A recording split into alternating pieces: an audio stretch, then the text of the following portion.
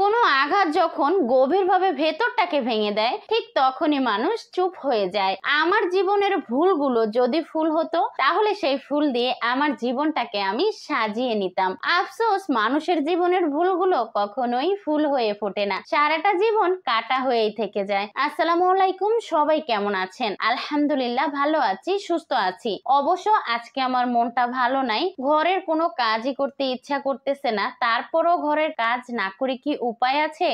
তো এই রুমটাকে আজকে একটু গুছিয়ে ফেলছি। গতকালকে তো বেডরুমটাকে পরিষ্কার করেছি, আর এই রুমটা ওইভাবে পরিষ্কার করা হয়নি। তো আজকে এই রুমটাকে একটু গুছিয়ে ফেলবো। আর এই তো ফ্রিজের উপরটা অনেক বেশি ময়লা হয়েছিল, সেটাকেও সুন্দর করে ঝেড়ে মুছে নিয়েছি। এখন নতুন করে একটু সাজিয়ে দিচ্ছি। আর এই যে মানি প্ল্যান্টের গাছটা, এটা আমি বেলকনি থেকে নিয়ে আসলাম, আর এটা এইভাবে ফ্রিজের উপরে রাখার পরে খুব ভালো লাগতেছে। আর এইভাবে গাছ ঘরের ভিতরে থাকলে আমার কাছে ভীষণ ভালো লাগে। আপনাদেরকে একটা মজার কথা বলি, কিছুদিন আগে আমার মামা গ্রাম থেকে বেড়াতে এসেছিল। তো আমার মামা এসে দেখে যে আমি ঘরের ভিতরে একদম গাছ দিয়ে ভরে রাখছি, এখানে গাছ ওইখানে গাছ। তো মামা আমাকে ডেকে বলতেছে, এই গাছটা এখনই সরাও। তো আমি বললাম, কেন মামা, কি হয়েছে? এটা এখানে থাকলে সমস্যা কোথায়? বলতেছে, এই গাছে সাপ এসে বসে থাকবে, সুতানালি সাপ। আমি তো মামার কথাটা শুনে হাসতে হাসতে মরে যাই। ঢাকার শহর সাপ কোত্থেকে আসবে? তো যাই হোক, তারপরে আমি গাছটা তখন মামা যতদিন আমার বাসায় ছিল তখন সরিয়ে রেখেছিলাম। আবার মামা চলে গেছে, আর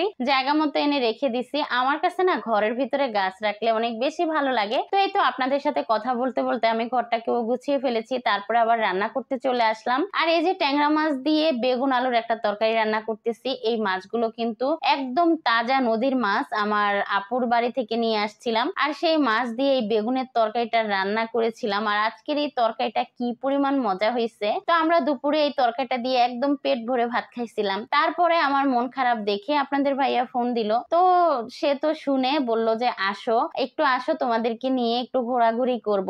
অবশ্য এইবারের ছুটি পেয়ে আমার দুই ছেলে তার বাবার সাথে একটু ঘুরতে পারেনি, সেই আফসোস তাদের থেকেই যাবে। তো সেই জন্য আপনাদের ভাইয়া বলছিল যে ছেলে দুটোকে নিয়ে আসো, আমরা একটু ঘোরাফেরা করি। তারপরে এই তো আমি এখানে এসে দাঁড়িয়ে আছি আপনাদের ভাইয়ার অপেক্ষায়। তারপরে সে আসলো আর দুই বাচ্চাকে নিয়ে একটু পার্কে গেল। আর আমরা যেতে যেতে একদম সন্ধ্যা হয়ে যায়। তো এই যে দেখেন, বাবা ছেলের খুনসুটি। আমার ছেলেটা তার বাবার কাঁধে উঠতেই চায়নি, কিন্তু তার বাবা জোর করে উঠিয়েছে। আর তাকে কাঁধে নেওয়ার পরে সে যে কি পরিমাণ খুশি হয়েছে দেখেন তার মুখের হাসি। তো তাকে নিয়ে অনেকক্ষণ দুষ্টামি করলো।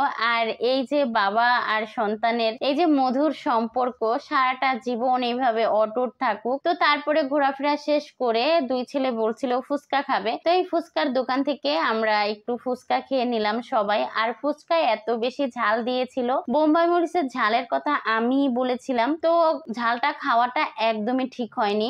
মরিচটা খাওয়ার পরই বুক ব্যথা শুরু হয়ে গেছে, গ্যাস্ট্রিকের ব্যথা করতেছিল। তো ভেবেছি এই গরমে আর ফুচকা খাবো না। তারপরে এই তো রাত হয়ে গেছে আর আমরা বাসায় চলে এসেছি। আজকের ভিডিওটা আমি এখানেই শেষ করছি। এতক্ষণ ধৈর্য ধরে ভিডিওটা দেখার জন্য ধন্যবাদ সবাইকে। আসসালামু আলাইকুম, আল্লাহ হাফেজ।